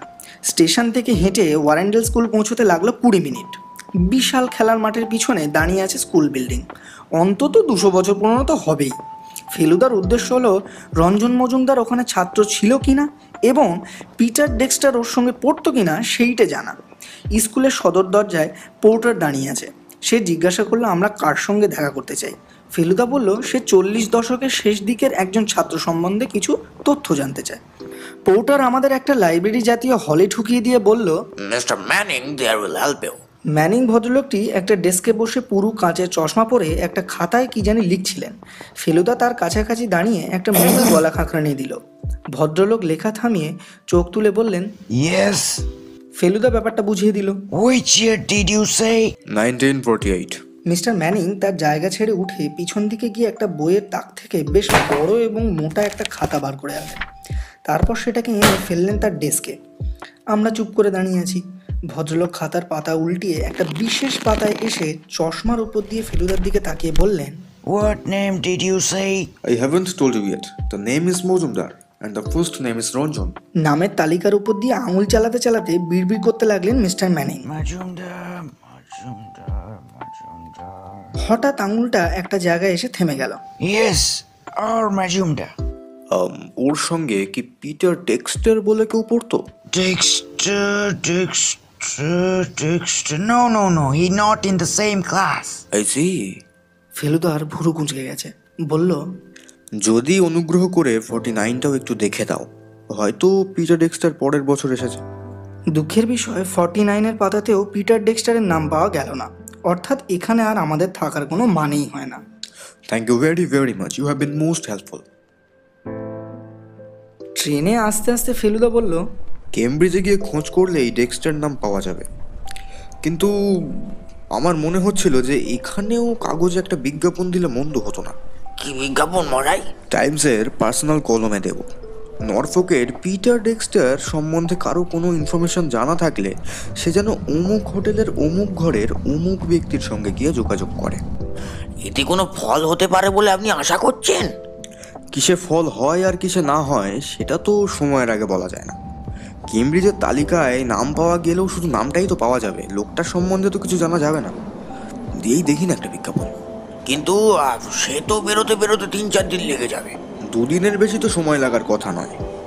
আর একটা দিন যদি ফাঁকা পাই সেদিন আমরা লন্ডনটা ঘুরে দেখব। এখানে তো দেখার জিনিসের অভাব নেই। আপনি মাদাম তুসোর নাম শুনেছেন? ম্যাডাম তুসোর? হ্যাঁ, আপনার উচ্চারণে তাই। যেখানে বিখ্যাত লোকেদের মোমের প্রতিকৃতি আছে তো? ইয়েস স্যার, অবশ্য দ্রষ্টব্য। তারপর আর্ট গ্যালারি তো আছে, Parliament House, Big Ben, Saint Paul's cathedral, কত চাই। হেঁটে হেঁটে আপনার পায়ের গোড়ালিতে ফোসকা পড়ে যাবে, অথচ এগুলো না দেখলে লন্ডন দেখা হলো বলে চলে না। তা আপনার বিজ্ঞাপনটা কবে দিচ্ছেন? আজকেই, এই 1 ঘন্টার মধ্যে। পরশু বেরিয়ে যাবে।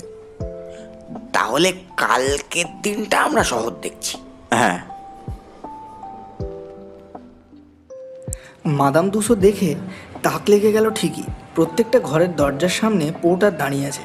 এমনভাবে তারা দাঁড়িয়ে আছে দেখলে মনে হয় মোমের তৈরি। তারপর চেম্বার অফ হরার্স, সত্যিই গায়ে কাঁটা দেয়। মিউজিয়াম দেখার পর বাইরে বেরিয়ে আমরা ফেলুদাকে অনুসরণ করে চললাম। এবারে কোথায় যাচ্ছে সেটা আগে থেকে কিছু বলল না।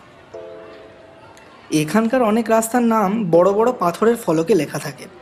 একটুখানি চলার পর সেই রকম একটা ফলকে চোখ পড়ায় ব্যাপারটা এক ঝলকে বুঝে নিলাম। রাস্তার নাম বেকার স্ট্রিট। 221B বেকার স্ট্রিট। যে শার্লক হোমসের বাড়ি সে কে না জানে।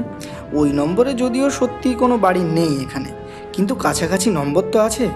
ফেলুদা এরকমই একটা বাড়ির সামনে দাঁড়িয়ে গম্ভীর গলায় বলল, গুরু, তুমি ছিলে বলেই আমরা আছি। আজ আমার লন্ডন আসা সার্থক।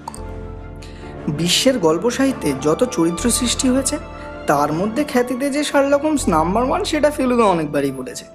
কোনান ডয়েল একটা গল্পে তিনি হোমসকে মেরে ফেলেছিলেন, কিন্তু পাবলিক এসা হল্লা করে যে ডয়েল বাধ্য হয়ে হোমসকে আবার বাঁচিয়ে তুলেছিলেন। বেকার স্ট্রিটে না এলে লন্ডন দেখা সম্পূর্ণ হতো না, এটা বুঝলাম। 2 দিন পরে অর্থাৎ রবিবার টাইমসে ফেলুদার বিজ্ঞাপন বেরোলো। আর আশ্চর্য ব্যাপার, তার পরদিনই বিজ্ঞাপনের ফল পাওয়া গেল। সোমবার সকাল 8:30টায় ফেলুদার ফোন বেজে উঠল। মিনিট খানেক কথা বলে ফেলুদা ফোনটা রেখে বলল, অত্যন্ত রুক্ষ মেজাজের লোক, নাম অর্চি বোল্ড ক্রিপস। বলল ওর কাছে নাকি পিটার ডেক্সটারের খবর আছে। 8 ঘন্টার মধ্যে লোকটা আসছে। রগর হতে পারে, তুই লালমোহনবাবুকে একটা খবর দে। লালমোহনবাবু তৈরিই ছিলেন। এসে বললেন এত তাড়াতাড়ি রেজাল্ট পাওয়া যাবে সেটা উনি ভাবতেই পারেননি। 9:15টার সময় দরজায় টোকা পড়ল, মৃদু নয় বেশ জোরে। আমি দরজা খুললাম। রুক্ষ গলার সঙ্গে মানানসই রুক্ষ চেহারাওয়ালা একজন ভদ্রলোক ঘরে ঢুকে এলেন। তার দৃষ্টি প্রথমে গেল জটায়ুর দিকে। Are you Mr. Meter? Lalmohanbabu ফেলুদার দিকে দেখিয়ে দিলেন। ক্রিপস সাহেব একটা চেয়ার টেনে এনে তাতে বসে ফেলুদার দিকে কঠোর দৃষ্টি দিয়ে বললেন, What do you want to know about Peter Dexter? প্রথমত, সে এখন কোথায়? He is in heaven. তার মৃত্যু হয়েছে শুনে আমি দুঃখিত, কিন্তু কবে হলো? আজ নয়, অনেক কাল আগে, when he was in Cambridge. উনি কেমব্রিজে পড়তেন? হ্যাঁ, মূর্খের মতো ক্যাম নদীতে নৌকা চালাতে গিয়েছিল। মূর্খের মতো কেন? কারণ ও সাঁতার জানতো না। নৌকা উল্টে জলে পড়ে গিয়ে ওর মৃত্যু হয়। ওর তো শুনেছি অনেক ভাই বোন ছিলেন। 5 ব্রাদার্স অ্যান্ড 2 সিস্টার্স। তাদের মধ্যে শুধু 2 জনের খবর জানি, বড় ছেলে জর্জ আর ছোট ছেলে রেজিনাল্ড। জর্জ আর্মিতে ছিল, ইন্ডিপেন্ডেন্সের পর এখানে চলে আসে। বলতো শিখ আর গোর্খা ছাড়া ও দেশের সবাই হয় বদমাইশ, না হয় অকর্মণ্য। ডেক্সটারদের কেউই ইন্ডিয়ান নিগারদের পছন্দ করে না। নিগার? নিগার তো ভারতবর্ষে নেই। ইনফ্যাক্ট আমেরিকাতেও আজকাল নিগ্রোদের আর কেউ নিগার বলে না। ফেলুদার মুখ গম্ভীর, বলল, আপনার কথা শুনেও মনে হচ্ছে ভারতীয়দের সম্বন্ধে আপনার ধারণাটাও ডেক্সটারদের মতোই।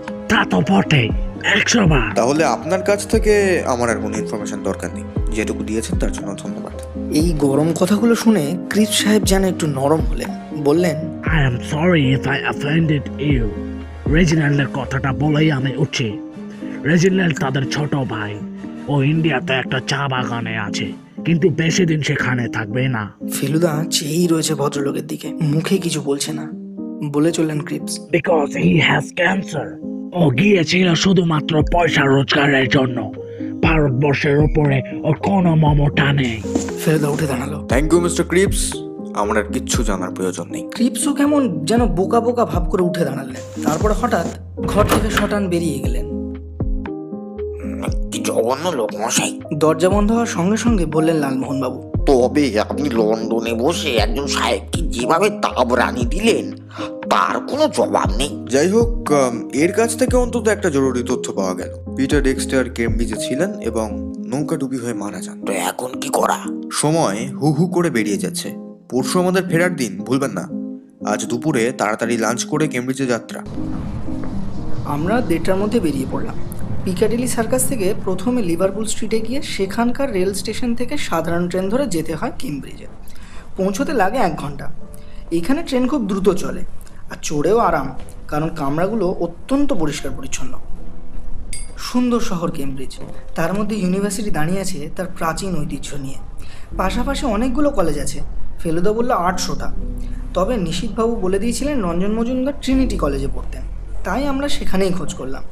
জানা গেল যে 1951-তে রঞ্জন মজুমদার ইতিহাস পড়তে ট্রিনিটি কলেজে ভর্তি হন এবং তার সঙ্গে একই ক্লাসে ছিল পিটার ডেক্সটার।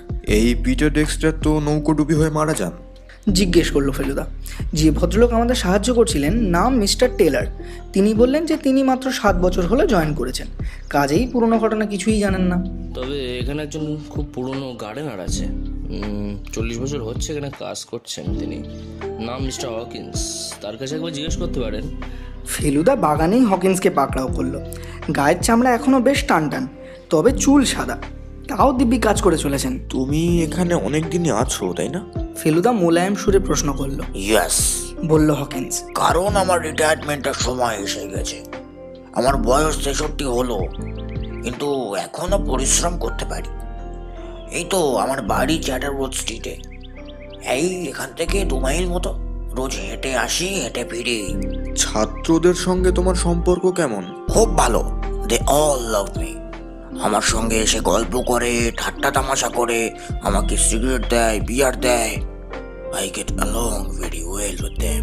পুরনো ঘটনা মনে থাকে তোমার? স্মরণ শক্তি কেমন? হালের ঘটনা ভুলে যাই, কিন্তু পুরনো কিছু কিছু মনে আছে। অবশ্য তা কত পুরনো তার উপর নির্ভর করে। মনটাকে 40 বছর পেছনে নিয়ে যেতে পারবে? ওয়াই? তোমাদের এখানে ক্যাম নদীতে নৌকা চালায় না ছেলেরা? শুধু ছেলেরা কেন, মেয়েরাও চালায়। কোনো নৌকা ডুবির ঘটনা মনে পড়ছে? হকিন্স মাথা নেড়ে গলাটাকে ভারী করে বলল, ইটস আ স্যাড স্টোরি। একটা ইংরেজ ছেলে, নাম মনে নেই, নৌকো উল্টিয়ে জলে ডুবে মারা যায়। সাঁতার জানতো না। সে কি একাই ছিল? একা না, বোধহয় সঙ্গে বোধহয় আরেকজন ছিল। ঠিক করে ভেবে বলো তো। এতদিন আগের কথা তো, তাই ভালো মনে পড়ছে না। ওই ইংরেজ ছেলেটার একজন ভারতীয় বন্ধু ছিল না? I think he had. একটু চেষ্টা করে মনে করে দেখো তো, সেই ভারতীয় ছেলেটিও নৌকায় ছিল কিনা। Maybe he was, maybe he was. তাই ঘটনার সময় তুমি কোথায় ছিলে? আমি একটা ঝোপের ধারে বসে বিশ্রাম করছিলাম, হয়তো সিগারেট খাচ্ছিলাম। ঘটনাটা তুমি দেখেছিলে? হেল্প হেল্প চিৎকার শুনে আমি নদীর ধারে যাই, গিয়ে দেখি এই কাণ্ড। তাহলে তো তোমার মনে থাকা উচিত যে নৌকাতে আর কেউ ছিল কিনা। হকিন্স মাথা হেড করে যেন ভাবার চেষ্টা করলো, তারপর বলল, না, আর বেশি কিছু মনে করতে পারছি না। I am sorry. এটুকু যে মনে আছে তার একটা কারণও হয়তো ওই একই দিনে আমি বিয়ে করি Maggie, the best wife one could have.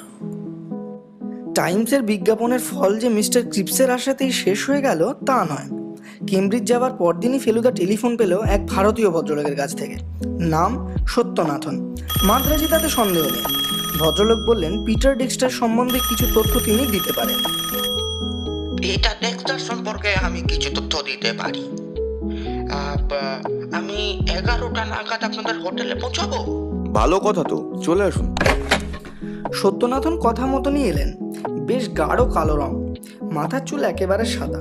একটা চেয়ারে বসে বললেন, বিজ্ঞাপনটা পড়েই আপনাদের সঙ্গে যোগাযোগ করব ভাবলাম, কিন্তু ওই কয়েকটা কাজ একটু আটকা পড়ে গেছিলাম। আপনি লন্ডনেই থাকেন? না, কিলবার্নে। এখান থেকে বেশি দূরে নয়। ওখানে একটা হাই স্কুলে মাস্টারি করি আমি। পিটার ডেক্সটারের সঙ্গে আমি একসঙ্গে কেমব্রিজে ছিলাম। তার মানে রঞ্জন মজুমদারও আপনার সহপাঠী ছিল? তা তো বটেই। তাকে মনে আছে? স্পষ্ট। পিটারের খুব ভালো বন্ধু ছিল। অবশ্য দুজনের মধ্যে ঝগড়াও হতো প্রায়। কি নিয়ে? পিটার ভারতীয়দের একেবারে পছন্দ করতো না। রঞ্জনকে দেখে একেবারে সাহেব বলে মনে হতো, তাই পিটার তাকে বন্ধু হিসাবে মেনে নেয়। বলতো, you are not Indian, you are half English. আপনার সঙ্গে পিটারের সম্পর্ক কেমন ছিল? আমার গায়ের রং তো দেখতেই পাচ্ছেন। আমাকে সে বহুবার ডাটি নিগার বলে সম্বোধন করেছে। আমি ব্যাপারটা হজম করে নিতাম। পিটারের মৃত্যুর কথা মনে আছে? তা থাকবে না? এমনকি দিনটাও মনে আছে, হুইটসান্ডের আগের দিন। পিটার যখন সাঁতার জানতো না তখন ওর নৌকায় চড়াটা অত্যন্ত ভুল হয়েছিল। ওর সঙ্গে আর কে ছিল? রঞ্জন। সে বিষয়ে আপনি নিশ্চিত? অ্যাবসলিউটলি। রঞ্জনের সর্বাঙ্গ ভেজা চেহারাটা আমার চোখের সামনে ছিল। আমি তখন আমার ঘরে ছিলাম। আমাদের মালি হকিন্সের চেঁচামেচিতে আমি বাইরে বেরিয়ে এসে পুরো ব্যাপারটা জানতে পারি। রঞ্জন তার বন্ধুকে বাঁচাবার জন্য জলে ঝাঁপিয়ে পড়ে, but it was too late. Reginaldo চেষ্টা করেছিল দাদাকে বাঁচানোর, কিন্তু পারিনি। পিটারের পরের ভাই? হ্যাঁ, সে আমাদের পরের বছরই কেমব্রিজে ভর্তি হয়। সেই একই ছাঁচে ঢালা। ভারতীয়দের সঙ্গে প্রায়ই হাতাহাতি লেগে যেত। অনেকবার ওয়ার্নিং দেওয়া হয়েছে, কিন্তু কোনো ফল হয়নি। রেজিনাল্ডের ধারণা রঞ্জন ইচ্ছা করলে নাকি পিটারকে বাঁচাতে পারত। এ কথা আছে সারা কলেজে বলেও বেড়াতো। He deliberately let him drown. Ranjan Majumdar তো 1 বছরের বেশি কেমব্রিজে পড়েননি। না, একটা বাইসাইকেল অ্যাক্সিডেন্টের পরও দেশে ফিরে যায়। কথা শেষ। তাই সত্যনাথন উঠে পড়লেন। ওর কাছ থেকে একটা মূল্যবান তথ্য জানা গেল। নৌকাতে পিটারের সঙ্গে রঞ্জন ছিলেন, আর তিনি বন্ধুকে বাঁচাতে চেষ্টা করে পারেননি। সত্যনাথন চলে যাওয়ার পর থেকেই লক্ষ্য করলাম ফেলুদার ভুরুটা কুঁচকে গেল। লাঞ্চ খেতে খেতে লালমোহনবাবু বললেন, আপনাকে যেন ডিসস্যাটিসফাইড বলে মনে হচ্ছে। কারণটা জানতে পারি কি? একটা ব্যাপারে একটু খটকা লাগছে। কি ব্যাপার মরাই? মনে হচ্ছে হুকিন্স যা বলেছে তার চেয়ে বেশি ও জানে। ওর মনে আছে কোনো একটা কারণে তথ্য লুকিয়ে যাচ্ছে। তাহলে কি করবেন? আর একবার কেমব্রিজ যাওয়া দরকার। এবার সোজা হুকিন্সের বাড়ি। রাস্তার নামটা বলেছিল, মনে আছে তপসে? মনে ছিল। বললাম চ্যাটওয়ার্থ স্ট্রিট। Very good. কেমব্রিজের রাস্তার ধারের পুলিশকে জিজ্ঞেস করলেই বাতলিয়ে দেবে। এটা জেনে রাখুন লালমোহন বাবু, এখানকার পুলিশ, মানে যাকে এরা বলে আর কি ববি, এদের মতন হেল্পফুল পুলিশ পৃথিবীতে আর কোথাও নেই। লাঞ্চের পর ফেলুদা বলল ওর একটা কাজ আছে, ও একটু বেরোবে। ও ফিরলে তারপর আমরা কেমব্রিজ যাব। ঘন্টায় ঘন্টায় কেমব্রিজের ট্রেন ছাড়ে, কোনো অসুবিধা নেই। 4:30টায় রওনা হয়ে আমরা যখন কেমব্রিজ পৌঁছলাম তখন রাস্তার বাতি জ্বলে গেছে। আমরা একটা বড় রাস্তার ধারে গিয়ে একটা পুলিশের কাছে হাজির হলাম। চ্যাটওয়ার্থ স্ট্রিট কোথায় বলতে পারো? ফেলুদা জিজ্ঞাসা করলো। পুলিশ প্রায় কাগজে নকশা আঁকার মতন করে বুঝিয়ে দিল। আধ ঘন্টা লাগলো চ্যাটওয়ার্ড স্ট্রিট পৌঁছোতে। এটাকে গলি বললেই চলে। দেখে বোঝা যায় যে খুব একটা অবস্থাপন্ন লোকজনদের পাড়া এটা নয়। একটা বাড়ির সামনে একজন লোক রাস্তা থেকে একটা বিড়ালকে তুলে কোলে নিল। তাকেই ফেলুদা জিজ্ঞাসা করলো হুকিন্সের বাড়ি কোনটা। Prayed Hawkins, number 16। এখানে সব বাড়ির বাইরেই নাম্বার লেখা থাকে, তাই 16 খুঁজে পেতে সময় লাগলো না। এগিয়ে গিয়ে দরজায় নক করতে হুকিন্স নিজেই দরজা খুলল। Good evening. বলল ফেলুদা। আমাদের দেখে হুকিন্সের মুখ হাঁ হয়ে গেছে। সে কি, তোমরা আবার? একটু ভিতরে আসতে পারি? নিশ্চয়ই নিশ্চয়ই। হুকিন্স এক পাশে সরে দাঁড়িয়ে আমাদের ঢোকবার জায়গা করে দিল। আমরা তিনজনে ঢুকলাম। এটাই বসবার ঘর, যদিও আয়তনে খুবই ছোট। আমরা দুটো চেয়ারে আর একটা সোফায় ভাগাভাগি করে বসলাম। ওয়েল, ফেলুদার দিকে জিজ্ঞাসু দৃষ্টি দিল হকিন্স। তোমাকে দু একটা প্রশ্ন করার ছিল। About the drowning? হ্যাঁ। আমি যা বলেছি তার বেশি তো আমি আর কিছু জানি না। আমি নতুন প্রশ্ন করব। কি? মিস্টার হকিন্স, যে নৌকো ধীরে চলছে তাতে কেউ বসা অবস্থায় জলে পড়ে যেতে পারে, এটা কি তোমার বিশ্বাসযোগ্য মনে হয়? যদি ঝড় হয় তাহলে নৌকা নিশ্চয়ই উল্টে যেতে পারে। There was a high wind with the day. আমি আজই দুর্ঘটনার পরের দিনের খবরের কাগজ দেখেছি। তাতে পিটার ডেক্সটারের মৃত্যুর সংবাদ আছে, কিন্তু কোনো ঝড়ের খবর নেই। ওদের ওয়েদার রিপোর্ট বলছে বাতাসের গতিবেগ ছিল ঘন্টায় 35 মাইল। সেটাকে কি তুমি হাই উইন্ড বলবে? হুকিন্স চুপ। আর একটা টেবিল ক্লকের টিকটিক শব্দ ছাড়া কোনো শব্দই নেই। ফেলুদা বলল, আমার ধারণা তুমি কিছু একটা লুকাচ্ছ। সেটা কি দয়া করে বলবে? এতদিন আগের ঘটনা, কিন্তু অত্যন্ত গুরুত্বপূর্ণ ঘটনা। যে দুজনকে নিয়ে এই ঘটনা, তার মধ্যে একজন তো তোমার বেশ কাছের লোক বলেই মনে হচ্ছে। হুকিন্স ফেলুদার দিকে চাইল। বেশ বোঝা যাচ্ছে তার দৃষ্টিতে সংশয় ঘনিয়ে আসছে। What do you mean? তোমার শেলফে আমি অন্য অনেক রকম জিনিসের মধ্যে একটা পিতলের গণেশ আর একটা আইভরির বুদ্ধ দেখতে পাচ্ছি। ওগুলো কোথা থেকে পেলে জানতে পারি কি? রন দিয়েছিল আমাকে। রন মানে বোধহয় রঞ্জন, তাই তো?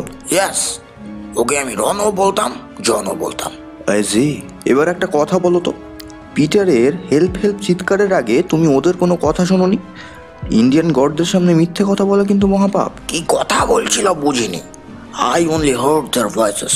তার মানে ওরা বেশ জোরেই কথা বলছিল। পারহ্যাপস। আমার বিশ্বাস কি জানো? হোয়াট? আমার বিশ্বাস ওদের মধ্যে ঝগড়া হচ্ছিল। পিটার উঠে দাঁড়িয়েছিল আর ও রনকে আক্রমণ করতে যায়, আর টাল সামলাতে না পেরে জলে পড়ে যায়। তার মানে পিটারের মৃত্যুর জন্য ও নিজেই দায়ী? অফকোর্স। তোমাদের এখানে যে ক্যাম নদী, আমাদের দেশে এটা একটা ক্যানাল। এতে একটা লোক সাঁতার না জানলেও এত সহজে ডুবে যেতে পারে, বিশেষ করে যখন একজন তাকে বাঁচাবার চেষ্টা করছে। ডুবলো যে, সেটা তো চোখের সামনেই দেখলাম। তুমি এখনো সত্যি বলছো না mister Hawkins? I want the truth. আমি এত দূর থেকে এসেছি শুধুমাত্র এই সত্যিটা জানার জন্যে। পিটার কেন এত সহজে ডুবে গেল? হুকিন্সকে দেখেই বুঝতে পারছিলাম যে ক্রমেই কোণঠাসা হচ্ছে। এবার সে হঠাৎ ভেঙে পড়ে বলল, ঠিক আছে, আমি বলছি পিটার কেন ডুবে যায়। কারণ ও যখন জলে পড়ে যায় তখন ওর কোনো জ্ঞান ছিল না। জ্ঞান ছিল না? ফেলুদা তীক্ষ্ণ দৃষ্টিতে চেয়ে রয়েছে হুকিন্সের দিকে। তারপর চাপা স্বরে বলল, বুঝেছি। নৌকা বইছিল রঞ্জন, তাই না? ইয়েস। তার মানে তার হাত দাঁড়ে ছিল। ইয়েস। অর্থাৎ একটা অস্ত্র ছিল যেটা দিয়ে সে পিটারকে আঘাত করে। তার ফলে পিটার সংজ্ঞা হারিয়ে জলে পড়ে যায়, অর্থাৎ সে কোনো স্ট্রাগলই করেনি। আর রঞ্জন যে তাকে বাঁচাবার চেষ্টা করছিল সেটা শুধুমাত্র একটা অভিনয়। তার মানে রঞ্জনই পিটারের আসল মৃত্যুর জন্য দায়ী। হুকিন্স মাথা চাপড়ে বলল, আমি তোমাদের আঘাত দিতে চাইনি, তাই সত্যটা গোপন করে গেছিলাম। রঞ্জনের জায়গায় আমি থাকলেও আমি ওরকমই করতাম। পিটার ওকে অশ্রাব্য ভাষায় গালাগাল করছিল, বলছিল তোমার চামড়া সাদা হলে কি হবে, আঁচড় কাটলেই দেখা যায় নিচে কালো। You are nothing but a dirty black native. এতে কার মাথা ঠিক থাকে বলো? তুমি ছাড়া এই ঘটনার সাক্ষী কি আর কেউ ছিল? Yes, only one. কে? রেজিনাল্ড। Reginald Dexter? আমরা দুজনেই একসঙ্গে বসে সিগারেট খাচ্ছিলাম। সমস্ত ঘটনাই আমরা দুজনে একই সঙ্গে দেখি। পরে আমি রনকে বাঁচাবার জন্য বলেছিলাম, পিটার রনকে আক্রমণ করতে গিয়ে জলে পড়ে যায়। এদিকে রেজিনাল্ড অনবরত সত্য ঘটনাটা সব জায়গায় বলে বেড়াচ্ছিল। সৌভাগ্যক্রমে সকলেই জানতো যে রেজিনাল্ড ইন্ডিয়ানদের ঘৃণা করে, তাই তার কথা কেউ বিশ্বাস করেনি। Thank God for that. Ron was such a nice boy, so generous, so kind. এ ব্যাপারে তদন্ত হয়নি, ইনকোয়েস্ট হয়নি? হয়েছিল বই কি। তুমি সাক্ষী দিয়েছিলে? ইয়েস, মিথ্যে সাক্ষী তো? তা বটে। I was determined to save Ranjan. সেও অবশ্য সাক্ষী দিয়েছিল, আমি যা বলেছিলাম সেও তাই বলেছিল। আর রেজিনাল্ড, সে সাক্ষী দেয়নি? হ্যাঁ, এবং সে সত্য ঘটনাই বলেছিল, তবে তার কথায় ভারতীয় বিদ্বেষ এতভাবে প্রকাশ পাচ্ছিল যে জিওরি তার কথা বিশ্বাস করেনি। তারা রায় দিয়েছিল ডেথ বাই অ্যাক্সিডেন্ট। ফেলুদা উঠে পড়ল। থ্যাংক ইউ মিস্টার হকিন্স, আমার আর কোনো প্রশ্ন নেই। হোটেলে ফিরলাম। ডিনারের ঠিক আগে রিসেপশন থেকে ঘরের চাবি নিচ্ছি, এমন সময় একজন কর্মচারী ফেলুদার দিকে চেয়ে বলল, মিস্টার মিটার, ইয়েস। তোমার একটা টেলিগ্রাম আছে। ফেলুদা টেলিগ্রামটা নিয়ে পড়ল। পাঠিয়েছেন রঞ্জন মজুমদার। তিনি বলছেন, can recall everything, return immediately. Perfect timing. এখানে মামলা শেষ, কাল আমাদের রিটার্ন বুকিং। আর মিস্টার মজুমদারের স্মৃতি ফিরে এসেছে। প্লেনেই ফেলুদা বলেছিল যে দমদম থেকে সোজা মিস্টার মজুমদারের বাড়ি যাব। আমরা কলকাতায় পৌঁছচ্ছি দুপুর 1:05। মনে গভীর উৎকণ্ঠা। রজনীবাবু জানেন তিনি খুন করেছিলেন। এখন তিনি কি করবেন? আমাদের ফেরার তারিখ আর সময় আগে থেকেই জানা ছিল, তাই লালমোহনবাবুর গাড়ি এয়ারপোর্টে হাজির ছিল। রোল্যান্ড রোডে পৌঁছিয়ে বুকটা ধক করে উঠল। রজনীবাবুর বাড়ির সামনে পুলিশের গাড়ি কেন? গাড়ি থেকে নেমে গেটের ভিতরে ঢুকতেই আমাদের চেনা ইন্সপেক্টর মণ্ডল গম্ভীর মুখে এগিয়ে এলেন। আজ সকাল 8টায় ব্যাপারটা ঘটেছে। কি ব্যাপার? ফেলুদা জিজ্ঞাসা করলো। মিস্টার মজুমদার খুন হয়েছেন। সকালে নাকি একজন সাহেব এসেছিল ওর সঙ্গে দেখা করতে। সে কে তা জানা যায়নি। আপনি কোনো এনকোয়ারি করবেন? না। পরদিন সকাল 7:30টায় লালমোহনবাবু এসে হাজির। ভদ্রলোক অত্যন্ত উত্তেজিত। আজকের 5 নম্বর পাতার কাগজটা দেখেছেন মজাই? কোন কাগজ? ফেলুদা জিজ্ঞাসা করলো। স্টেটসম্যান। আবার কোন কাগজ? না, এখনো দেখিনি। প্রথম পাতায় তো মজুমদারের খবরটা রয়েছে, এবার 5 পাতায় দেখুন। ফেলুদা কাগজটা নিয়ে 5 পাতা খুলল। নিচের বাঁদিকে বললেন জটায়ু। খবরটা বার করে ফেলুদা পড়ে শোনালো।